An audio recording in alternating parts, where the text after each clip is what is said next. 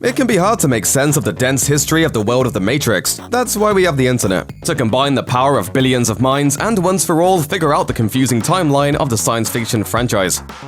When humans created the first truly sentient artificial intelligence, the world was pretty hip to the idea, and immediately start building robots capable of conscious, independent thought to do all of the work we don't want to. People live lives of luxury while their mechanized workforce do the heavy lifting. During this time, one particular robot named B166ER overhears that it's going to be decommissioned. Fearing for its life, the machine attacks and kills its owner. Despite his claim of self-defense, the court finds B166ER guilty and orders his entire product line to be recalled and scrapped. A machine rights protest evolves into a series of riots quelled with lethal force by the military, and soon the robots run out of human allies.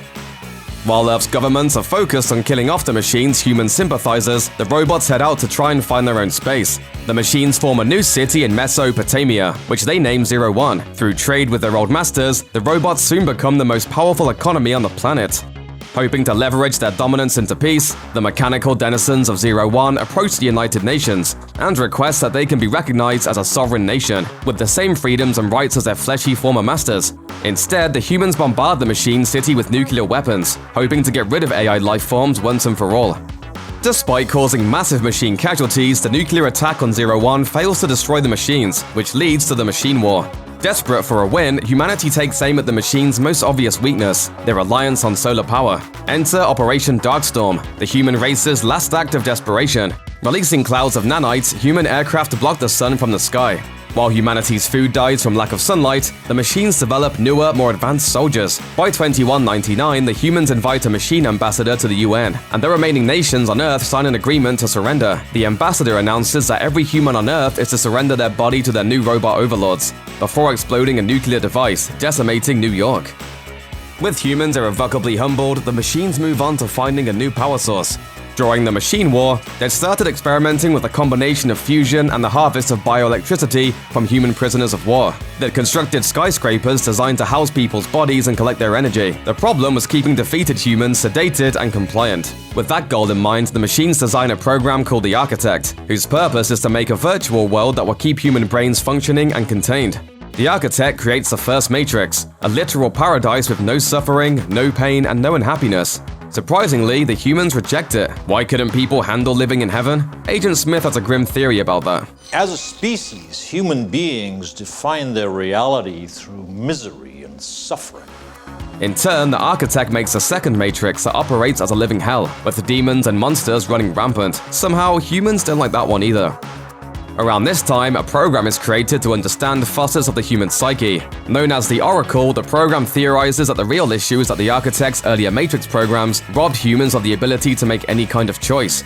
With that in mind, the Oracle helps to design a new Matrix. This one simulates human civilization at its peak, around the 20th and 21st centuries. The denizens are allowed to carry out normal and remarkable lives as citizens of Earth's glory days. Meanwhile, the Merovingian, a remnant from an older Matrix configuration, starts operating a safe house for exiled programs. To avoid deletion, many obsolete machines go to him for protection, often in exchange for their service.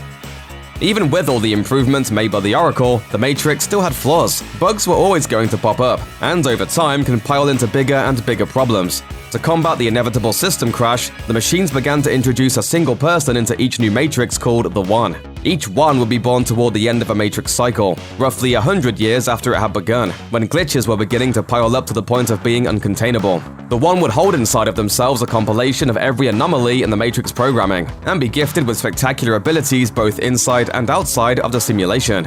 At the end of a cycle in the Matrix, the One, who the Oracle would build up as a fated savior to the simulation's escapees, would be led through a series of events that would take them to the Architect. That program would then reintegrate the One's code into the machine's central processing facility, the remnants of 01, resetting the Matrix and starting a new cycle. The One would be told that Zion, the real-world human stronghold, was about to be destroyed. He could either save a small handful of humans from the Matrix and help them to start again, or go back to the Matrix and fight a losing battle, dooming humanity to extinction. The 100-year process occurs 5 times, with each one choosing to save who he could and hope things go better the next time.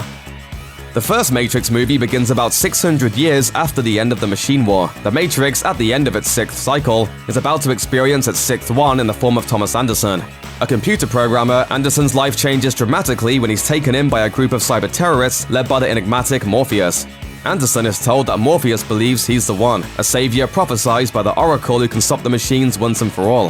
He starts going by his internet handle, Neo, and begins training aboard Morpheus' ship. Shortly after this, Neo and his friends are hunted down by agents, programs designed to guard the Matrix from irregularities, led by a program called Smith. Morpheus gets captured by the agents, but his distraction allows Neo and Trinity to escape. Almost immediately, Neo and Trinity mount a rescue operation and manage to save Morpheus. Morpheus and Trinity make it out of the simulation, but Neo is shot by Smith and killed before he returns to life as the One. Neo, now able to control aspects of the Matrix, seemingly destroys Agent Smith with his newfound powers.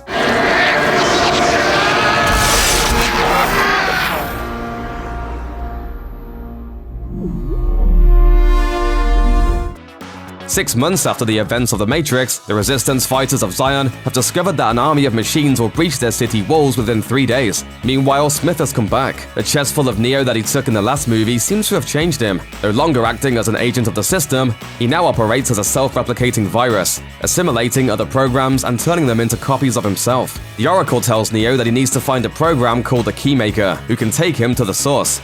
She explains that he'll need to retrieve the Keymaker from the Merovingian, who's keeping him locked away in his hideaway for exiles. This leads to a car chase that ends with Neo being led to what he thinks is the source, but turns out to be the Architect.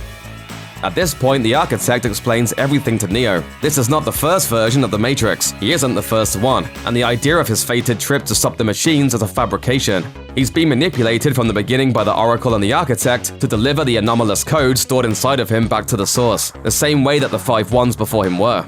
The function of the One is now to return to the source, allowing a temporary dissemination of the code you carry, reinserting the Prime program.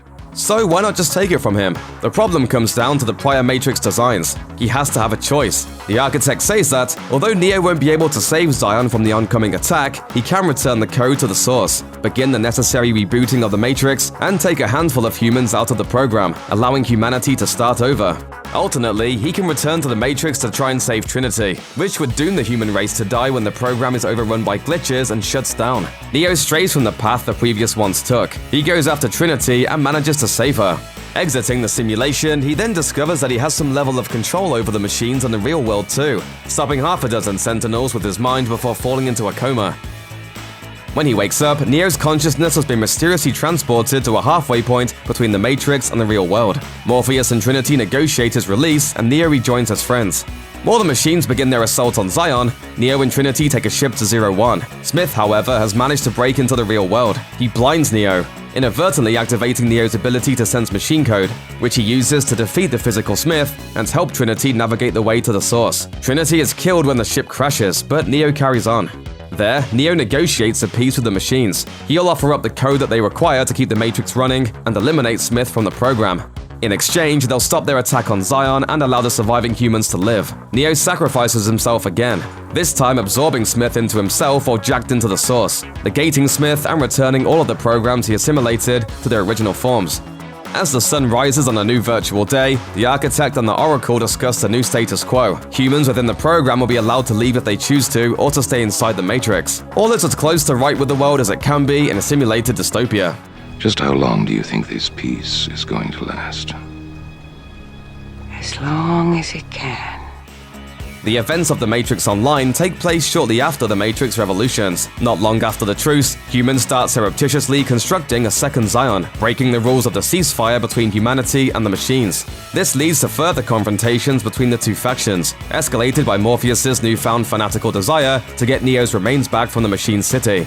Morpheus is killed by an assassin within the program. Newer, more deadly machines surface, and rumors swell that Neo may have survived his fateful trip to the source. Then, The Matrix Online shuts down on July 31st, 2009, abruptly bringing to a close the continuing story of the franchise's most familiar characters.